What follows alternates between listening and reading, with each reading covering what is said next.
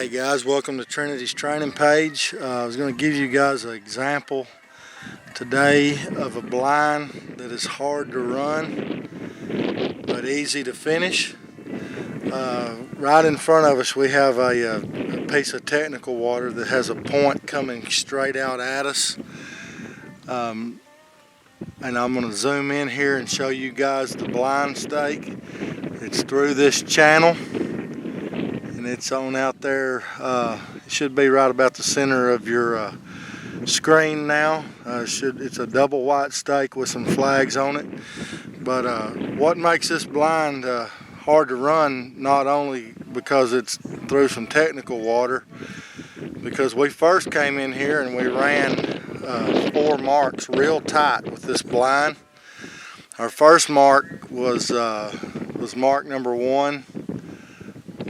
You can see that holding blind right there in the front, and it was thrown straight down the shore.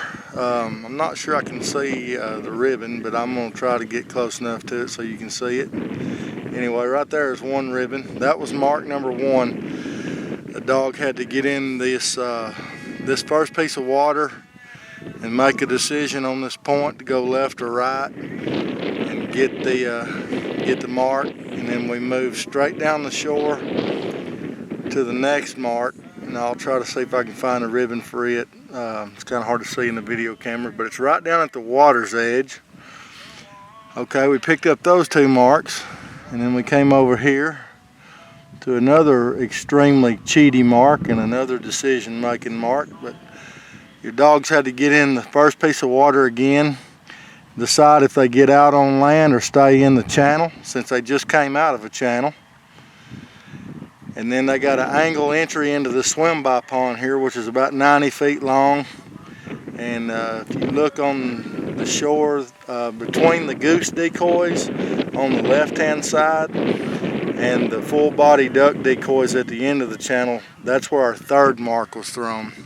Okay, we threw 5 marks in this setup. Our 4th mark was right here, in close. It's kind of a breaking bird, and it was thrown right to the back of this channel.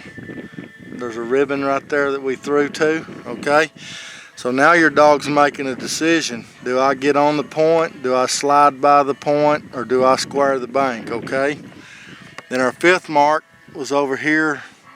I don't think you'll be able to see the holding blind. It's behind these trees. I'm going to try to zoom up in on it, okay?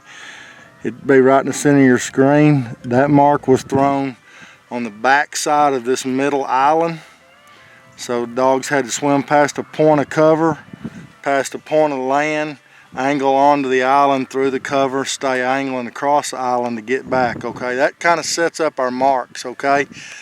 Then we came in here and we ran this blind, and you can kind of see what a dog sees here, okay? Again, decision time. Do I get on the point? Do I slide up the channel? And then you got a chance to get them back in the channel, swim past these 2 old falls. There's a set of goose decoys right out here, about 50 yards outside the channel.